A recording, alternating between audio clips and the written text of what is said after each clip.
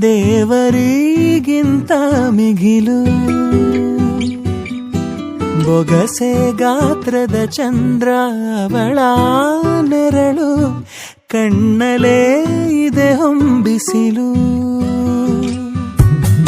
ಉಸಿರೇ ಇಲ್ಲ